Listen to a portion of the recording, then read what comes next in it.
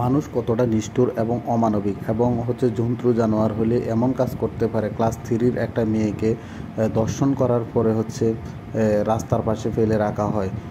এই ঘটনাটা ঘটেছে কুমিল্লা সদর দক্ষিণ উপজেলার গলিয়ারা ইউনিয়নে। একজন প্রবাসী বাপের মেয়ে আসলে একটা ক্লাস থ্রিতে পড়ে, মাত্র 9 বছর বয়স। তার সাথে এমন ঘটনা যদি ঘটে তাহলে কোথায় আমাদের আইন, কোথায় আমাদের এত নিরাপত্তা।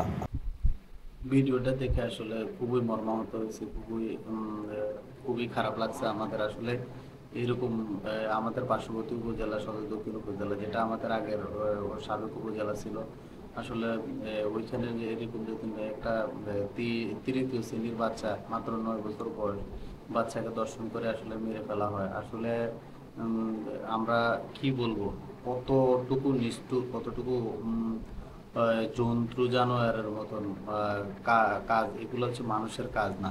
আসলে এই জন্য আসলে দর্শক যেই হোক না কেন, দর্শককে আসলে আইনের আওতায় আইনা ওকে শাস্তির ব্যবস্থা করা উচিত। না হয় আর দর্শক যদি বুক ফুলিয়ে রাস্তায় ঘুরে বেড়ায়, নেক্সট পরবর্তী যে কোনো দিন আমার আপনারা যে কারো মা বোন, হ্যাঁ, বা কারো বাচ্চা, কারো বাতিজি, কারো যে কেউ দর্শনের শিকার হবে ওর হাতে। আসলে এই দর্শক ওরা কারো ভাই, কারো হইতে পারে না। ওরা আসলে জানোয়ার, জন্তু জানোয়ারের মতন। ওদেরকে আসলে আমাদের উচিত আইনের আওতায় আইনের আওতায় আনা এবং আইনের আওতায় এনে ওদেরকে শাস্তির ব্যবস্থা করা। কারণ এতটুকু একটা ছোট বাচ্চার উপরে এরকম অত্যাচার করা, এটা আসলে মেনে নেওয়া যায় না। যার কারণে আসলে এই ভিডিও করার জন্য আমার আর কারণ আমাদের পার্শ্ববর্তী উপজেলা, আমাদের আগের উপজেলার কারণে আসলে নিজের আসলে মনে হচ্ছে আসলে নিরাপত্তা নাই।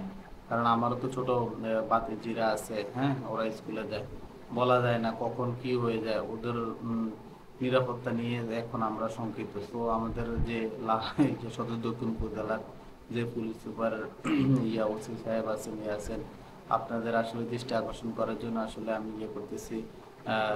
যারা রাজনীতিবিদ আছেন তারাও আসলে একটু যে বিষয়টার দিকে একটু ভালোভাবে নজরদারিতে রাখেন। আর এই দর্শককে যে কোনো মূল্যে খুঁজে বাইর করে চিহ্নিত করে একে আইনের আওতায় আনেন। আইনের আওতায় না আনলে ও যে কোনো টাইমে আবার এইসব খারাপ কাজে আবার লিপ্ত হবে। আরো আমাদের লালমাই উপজেলা এবং সদর দক্ষিণ উপজেলা সবগুলোকে আসলে আমাদের প্রশ্নবিদ্ধ করবে। এই কথা বলে আমি আবার রাখতেছি। আসসালামু আলাইকুম।